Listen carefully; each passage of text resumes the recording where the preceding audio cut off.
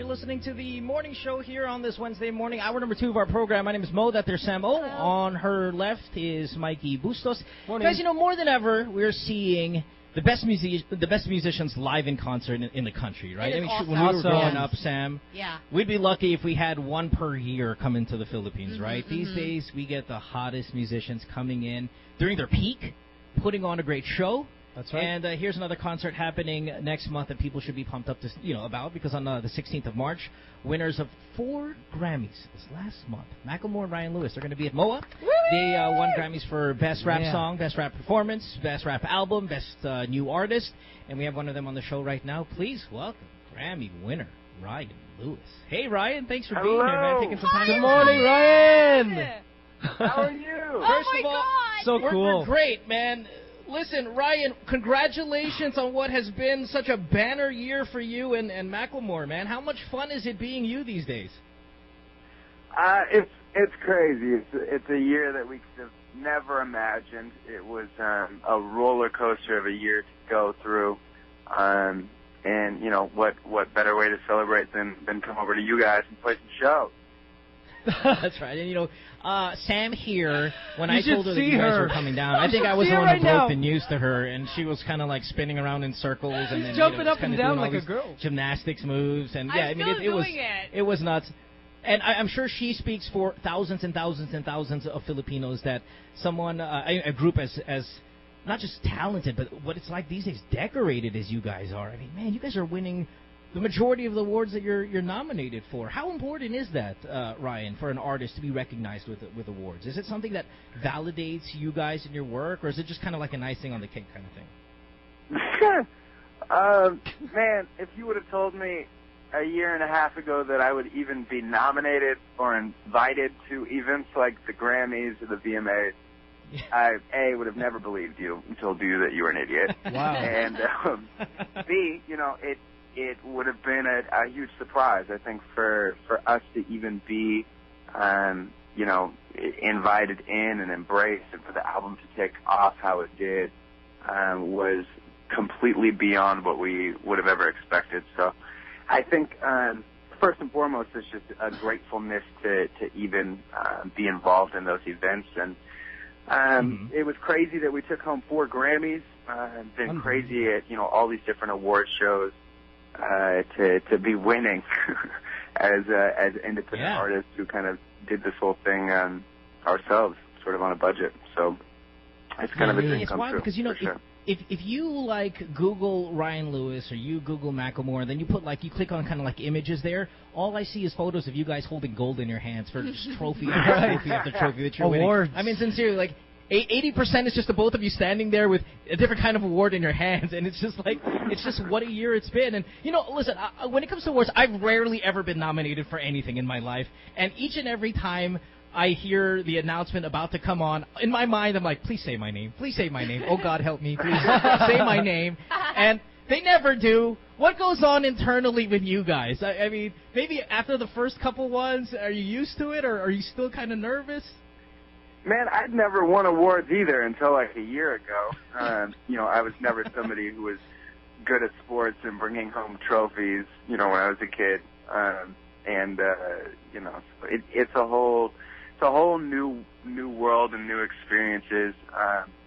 I think that you get used to it kind of just the life of constant movement, exhaustion, and being in attendance and present at all of these different things, from, playing almost 300 shows throughout the course of last year to, performing at different award shows, etc. I think that you adapt to the lifestyle and how much is sort of expected of you, but all of them, are different, and in terms of kind of getting used to or things not being as exciting over a while, I think that that's not true. I think that the Grammys, we had no idea what to expect, and it was absolutely crazy to take home 4, to be nominated for 7. I don't know how that wouldn't be exciting for someone. So For yeah, sure. but Ryan, I mean, I hate to bring this one up, but there was a little controversy with one of them. I'm not sure if you're comfortable talking about it, but I definitely want to throw it out there. Ben, or Macklemore, he texted Kendrick Lamar saying that he felt Kendrick was robbed of the award. I think it was for Best Rap Album. Did you share the same sentiment that Ben had regarding the award? Or was that something like that was totally his? You know, I think on the most simple level, like we had a ton of pride, and we're proud of the album that we did, and proud of the tens of thousands of people that have been kind of behind our whole movement and the music that we've made. But the tricky part is, we're also super proud of Kendrick Lamar and thought that he had a great album. So I think that there were some challenges in how to voice that in a good way. When you sweep the hip hop awards and you're supposed to kind of speak on it, I think it's a challenging thing to talk about. But I think at the forefront, we were just fans of his album, and I think that Ben wanted that to be known. And the media goes where the media goes, and it spiraled into a whole thing. But I think for us, that's the truth of the matter. Wow. Gotcha. Now, Ryan Lewis here, by the way, on the program. Ryan, collaborations are something we see more often these days in hip-hop and actually a ton of other genres of music. Are your phones ringing constantly now with artists saying, hey, can we get on your new record? Or are you guys making calls and saying, hey, can you guys get on our new record? Hey, we see it so often. I wonder if what the culture is like when you're really successful. Yeah, I think that there's such a variety of ways that happens. I think that there's, of course, tons of people that want whoever is really hot right now on their album, and I think that you can interchange out who that artist is. But I think with that, Ben, of course, is in super high demand to be on people's projects, and I've had a bit of that as well in terms of producing other people's projects from kind of a variety of genres, which has been cool. But I think also. I think that we made an album that featured a lot of people that were completely unknown. And, Sure. I think all but 3 features on our album were people from Seattle, our hometown. Sweet. So that was cool. I think when you have 4 platinum singles, and all of them have hooks sung by people that were almost completely unknown to the world before the album came out, and all of them, sold over 1 million copies. I think that's special. I think it's super unusual. So for me as the producer and kind of my interest in collaboration, I think that there's obviously it's very cool when the doors open to work with people that you're familiar with, that you love their work and the albums they put out. But there's also a whole part of me that doesn't want to lose kind of the excitement of working with your friend down the street. That's right. And so Yeah. I think going into the next project, it might be a balance of those two things. I think that there's so many talented people from our own backyard that we aren't necessarily anxious to run and get as many famous people as we can on new songs. Totally. Sam, you got a question? I do. You know how so much of hip hop is about, the bling and the car and the girls and whatnot, and that kind of lifestyle. But you guys came onto the scene with a song about thrift shopping, which is really counter to all of that.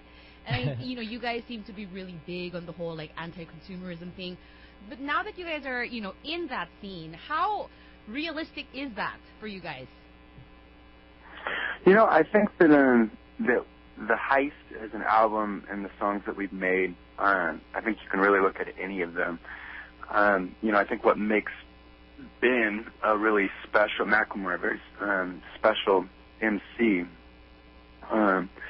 is that he steps into songs wanting to write things that are honest, wanting to tell his honest story, wanting to tell his own perspective.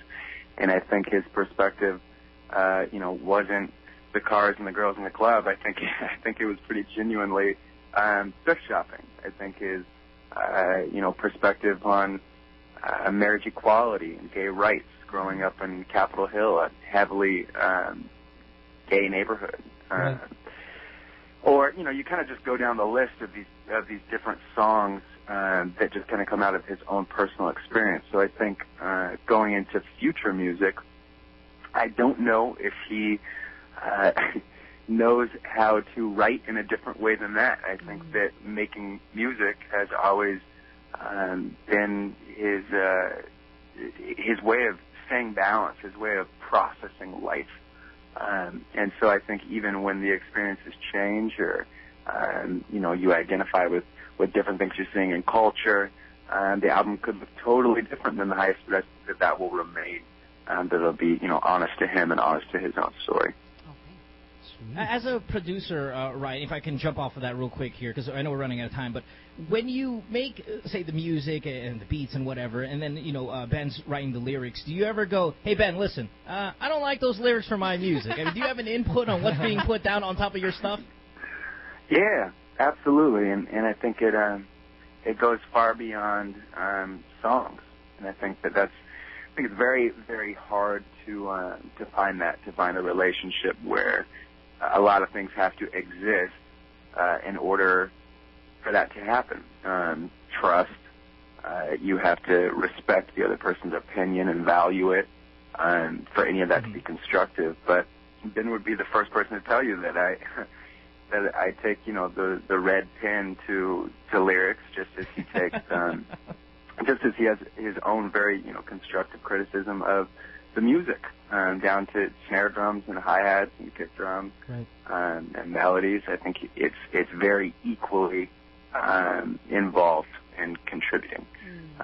So he's always been open to hearing my perspective and telling him my experience as kind of the first listener, almost, is how I see it, of all these different songs, of what lyrics hit me and what lyrics don't hit me, and what's catchy and what's not catchy, and X, Y, Z.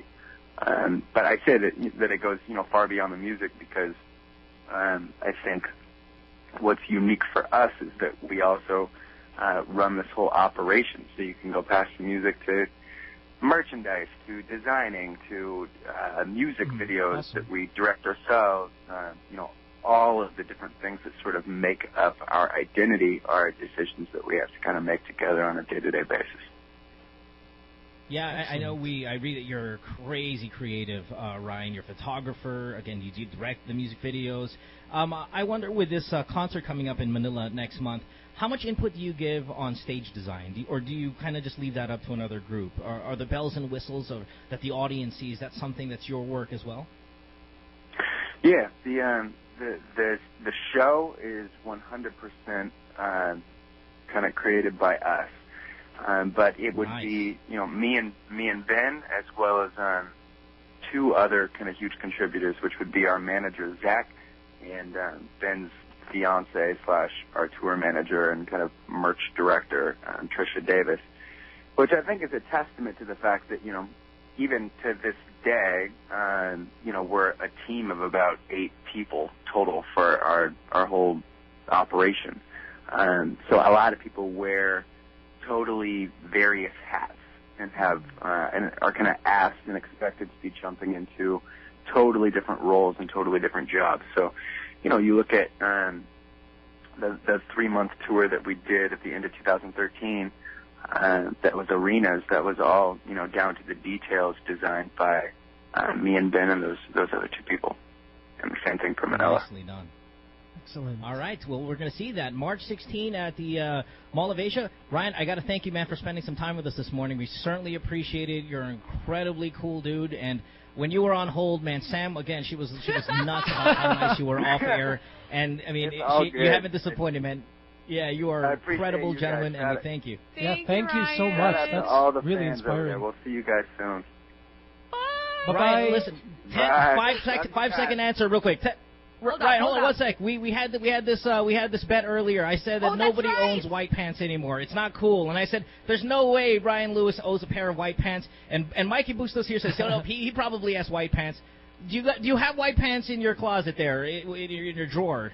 Please say no. Man, all I gotta say is go on YouTube and look up the music video for a song called "And We Dance." Yes, he does. That's Thank you, Ryan. Ryan, you are the best. Yes! There you go, Mo.